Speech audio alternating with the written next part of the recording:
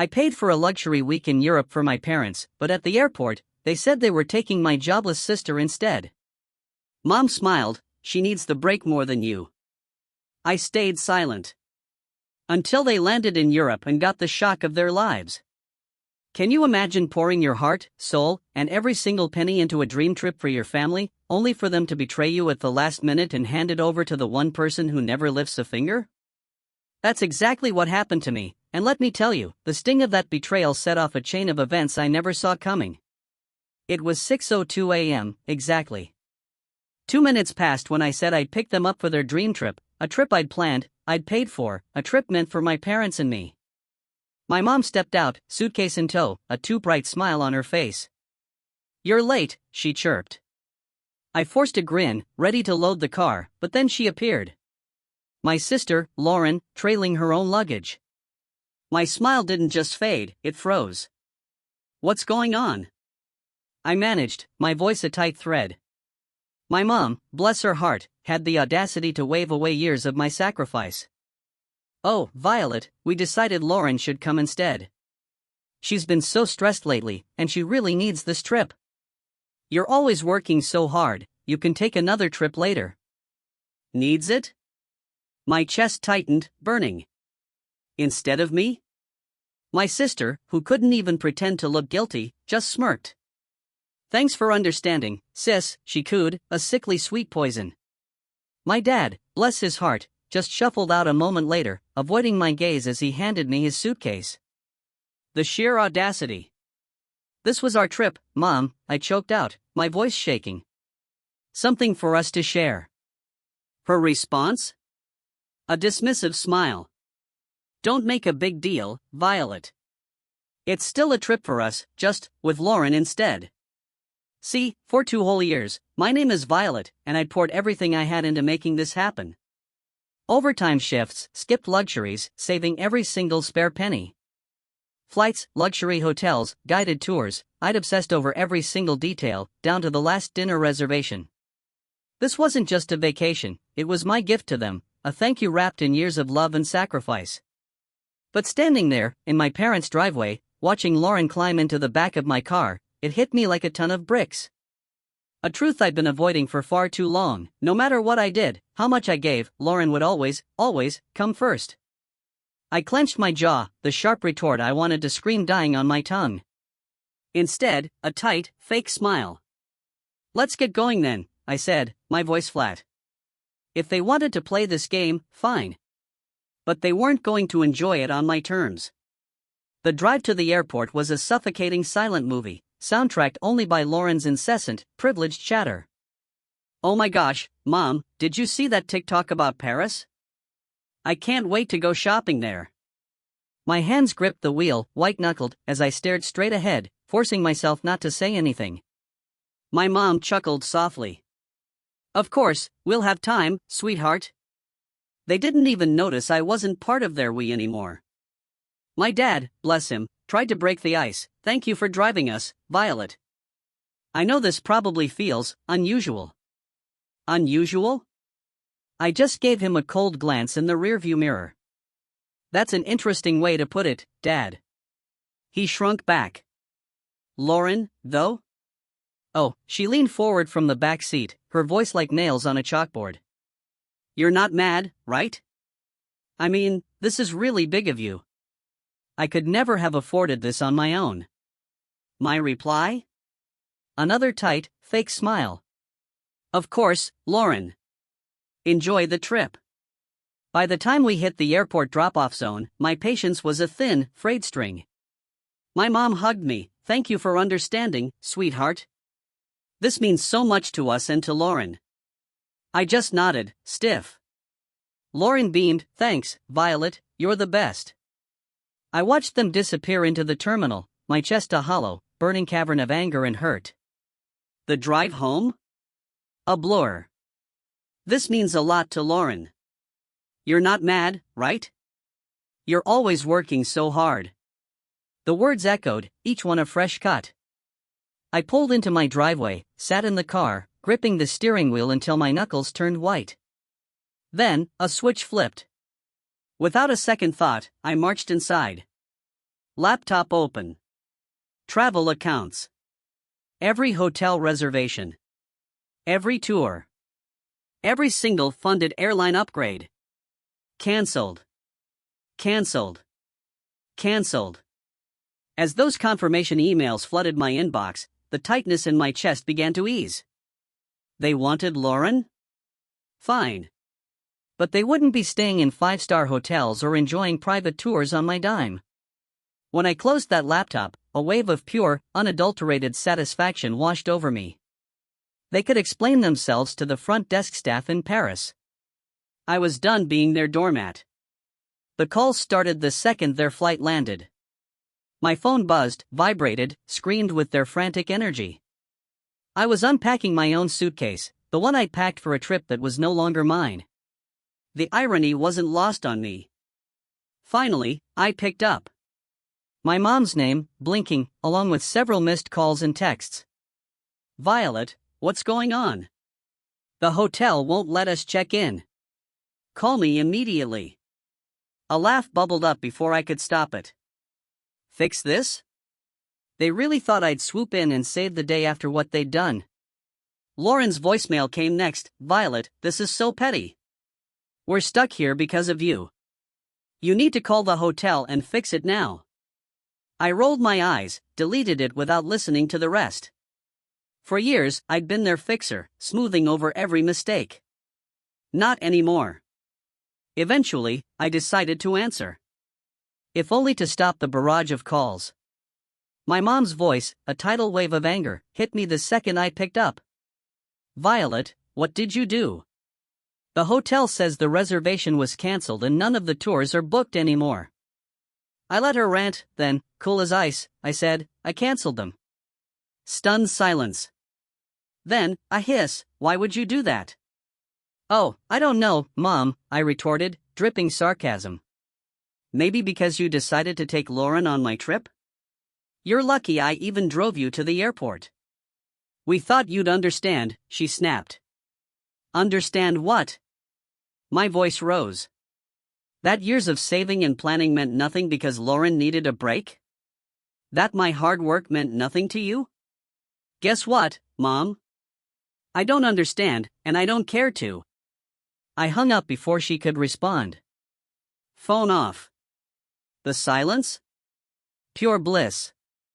I could finally breathe. The silence lasted a blissful day. My phone, off, gave me space. I cleaned the house, caught up on work, enjoying the calm. But curiosity, the sneaky little beast, got me. By evening, I opened my phone and braced myself for the storm. Text after text, Violet, you've gone too far. Lauren is in tears and your father is furious. We can't get into any of the hotels you booked. You're acting like a child. Just fix it already. And then, from my dad, we need to talk. This isn't right. I set the phone down, shaking my head. For years, I'd been the one who fixed things, who kept everyone comfortable and happy. Now, without me, they were lost. I poured a cup of tea, the anger simmering. How dare they expect me to clean up their mess? How dare they act like I was the one in the wrong? The next call, I answered. My mom, instantly, Violet, this isn't funny anymore. We're stranded. Do you have any idea how embarrassing this is? Embarrassing? I took a slow sip of my tea. Try saving for years, planning every detail, then being told you're not even part of the trip you paid for. Stop being dramatic, she snapped. Lauren needed this more than you. Then she can figure it out, I said, firm. You made your decision, Mom. You wanted to take Lauren instead of me. Don't expect me to fund her vacation. We're family, she hissed. We don't do this to each other.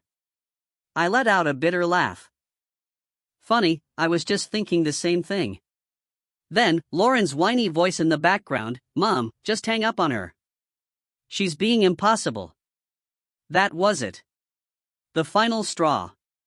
Enjoy your trip, I said, icy calm. Oh, wait. You can't. Because it's not your trip. It was mine. And now, it's nobody's. Goodbye. I hung up. Phone off. Again. For the rest of the evening, I felt an odd mix of anger and relief. Anger that they'd put me in this position, but relief that I'd finally stood up for myself. They could call me dramatic all they wanted. For the first time, I wasn't letting them take advantage of me. The next few days were quietly transformative. My phone was off, giving me the mental space to think clearly, free from the barrage of guilt trips and accusations. I spent mornings sipping coffee on my back porch, afternoons tackling projects, reclaiming bits of myself. But then, curiosity, the sneaky little beast, got me. I turned it on. The voicemails, Mom, growing increasingly hysterical. Lauren, entitled as ever. Dad, quieter, but still disappointed. The final one from Mom, weary, Violet, we're back at the airport now. The trip is ruined. I hope you're happy with yourself. Your sister is devastated. I deleted them. I wasn't ready to talk. I wasn't sure I ever would be. This wasn't a one-time mistake, it was the culmination of years of always putting Lauren first. That evening, my friend Grace showed up, unannounced, with coffee and that knowing look.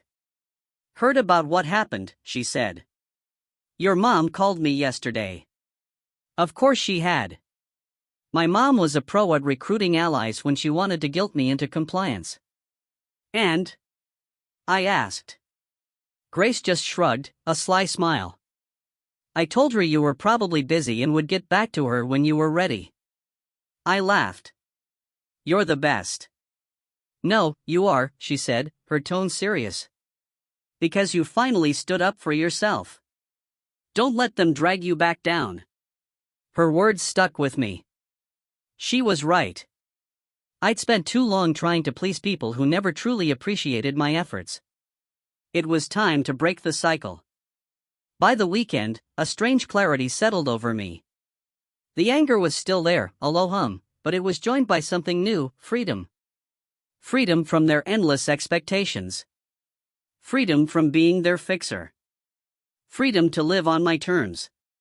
But the silence, predictably, didn't last. Sunday afternoon, my phone rang. This time, I answered. It was my dad. Violet, he started, his voice heavy. Your mom wanted me to call. She thinks you'll listen to me. Go on, I said, leaning back in my chair. He sighed. Look, this has all gotten out of hand. Your mom's upset, Lauren's furious, and well, it's just a mess. But you're better than this. I stiffened. Better than what, Dad? Standing up for myself? Refusing to let you walk all over me again? That's not what I meant, he quickly protested. It's just, you've always been the reasonable one, the one who keeps everything together. This isn't like you. I laughed, a short, bitter sound. You're right, Dad. It's not like me. Because I'm not bending over backward to clean up your mess anymore.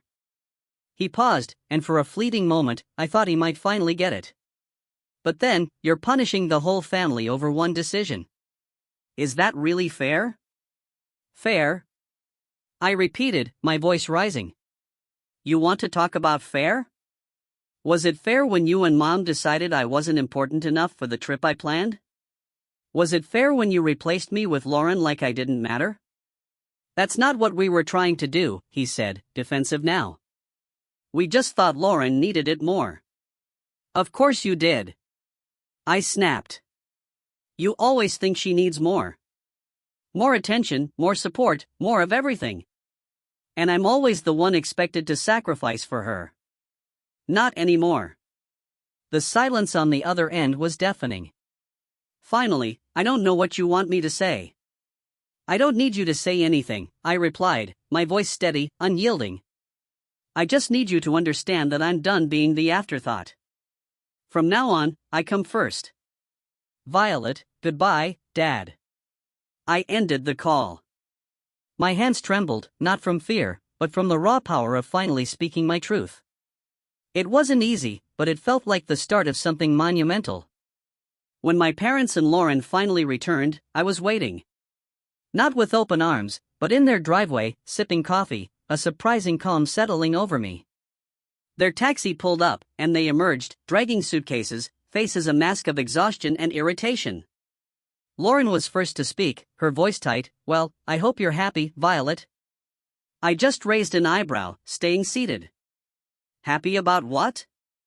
Our trip was a disaster, my mom snapped, waving her hand. We spent the entire week staying in dingy hotels and eating terrible food because we couldn't afford anything decent. And don't get me started on the tours. Lauren chimed in, crossing her arms. Oh, wait, there weren't any. Do you know how embarrassing it was? I took another sip of coffee, letting their complaints wash over me. Sounds rough, I said, my voice calm. But you wanted to take Lauren, remember? I'm sure you all had some great bonding time. That's not the point, my mom shot back. You knew we couldn't afford all the things you'd planned. You set us up to fail. I stood up, setting my mug down with a soft clink. No, Mom. I didn't set you up for anything. I planned a trip for the three of us, something special I'd saved for years. You're the ones who decided to cut me out at the last second. My dad finally spoke, accusatory. You didn't have to cancel everything, Violet. That was extreme. Was it? I asked, folding my arms. Why should I have paid for a trip I wasn't even invited to? If Lauren needed it so badly, you should have planned it yourselves. You're lucky I didn't cancel the return flight. Lauren rolled her eyes. You're so dramatic. It's just money, Violet. And you're so entitled. I shot back, my patience finally snapping. Do you have any idea how much work and sacrifice went into planning that trip? Or do you just assume things magically appear for you because someone else takes care of it? They stood there, stunned into silence. I've spent years being the responsible one, I continued, my voice steady and firm. The one who fixes things, plans things, makes sure everything runs smoothly. And you spent just as long taking it all for granted.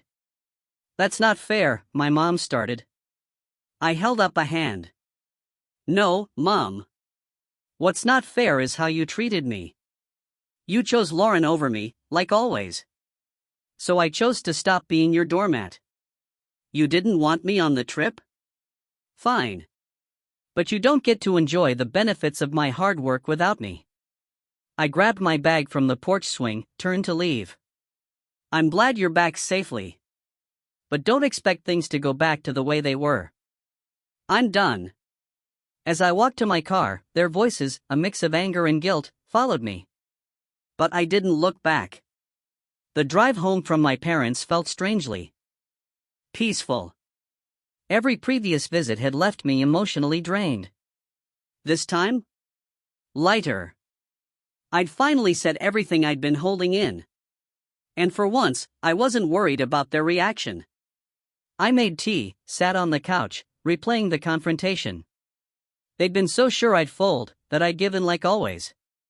But watching their stunned faces as I walked away? It was a reminder of how much I'd changed. Their anger, their hurt, their embarrassment, it didn't matter anymore. I was done living my life to meet their expectations. Weeks later, that old travel spreadsheet, with all its canceled reservations, stared back at me. No regret. Just a fierce surge of determination. That money had been meant for a once-in-a-lifetime experience.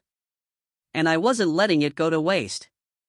Closing the spreadsheet, I opened a new browser tab, Solo Travel Ideas. A few weeks after my parents' disastrous return, I booked a solo trip to Italy. Not the same itinerary, not about proving a point anymore. This was for me. To celebrate my independence. To finally, truly, put myself first. The moment I landed in Rome, a thrill of excitement and nerves. I'd never traveled alone. But stepping out of the airport and into that bustling city? I knew I'd made the right decision.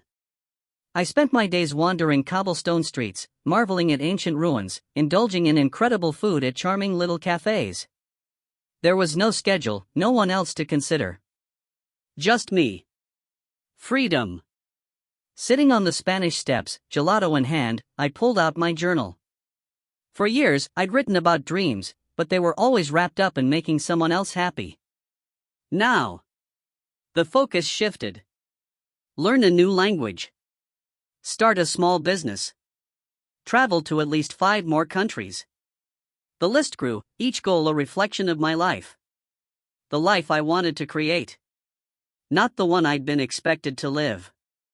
My last night in Florence, I had dinner at a small, family-run restaurant overlooking the Arno River. Watching the sunset paint the sky, a deep peace settled over me. This trip wasn't just a vacation. It was a turning point. I'd spent so much of my life chasing their approval. Here, thousands of miles away, I finally understood, I didn't need it. I was enough. Just as I was. When I returned home, the text started again. Softer tones, carefully worded messages. Hope you had a nice trip, from Mom. Maybe we can all talk soon. I stared at it for a moment before setting my phone down. Not ready. Not yet. It would be on my terms now. Unpacking, placing souvenirs on my shelf, a quiet pride swelled. A week after returning from my trip, my mom called. This time I answered. Hi, Violet, she began, her tone unusually soft. How was your trip? It was amazing, I replied, keeping my voice neutral.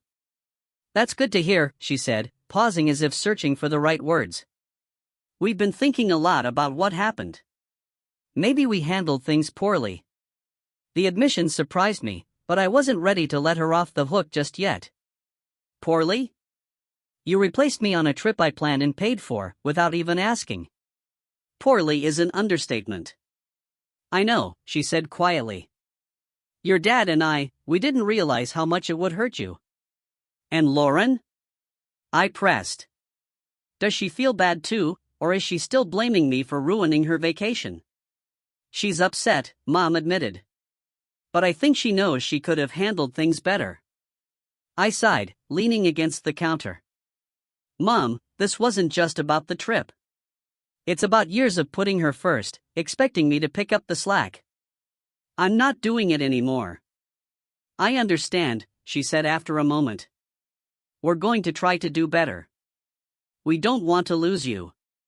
Her words tugged at something deep inside me, but I'd learned enough not to let guilt dictate my choices. I'm glad to hear that, I said. But it's going to take more than words to fix this. I need to see real effort, not just apologies. You will, she promised. We'll give you the space you need, but I hope you'll let us back in someday. After the call, I felt a mix of emotions, relief that they were finally acknowledging their behavior, and skepticism about whether they'd actually change. But as I sat down with my journal that evening, I realized something important: whether or not they changed wasn't my responsibility. Over the following months, I kept my boundaries firm. I responded to their calls and texts when I felt like it, but I didn't go out of my way to fix things or smooth over conflicts. Instead, I focused on building the life I wanted. I signed up for a photography class, something I'd always dreamed of doing. I joined a local hiking group and even started planning my next solo trip. Each step I took felt like reclaiming another part of myself. One evening, as I sat on my porch watching the sunset, I realized how far I'd come. I wasn't the person who bent over backward for people who didn't appreciate her. I was someone who valued herself. Who set boundaries. Who wasn't afraid to stand up for what she deserved. I felt truly, utterly free.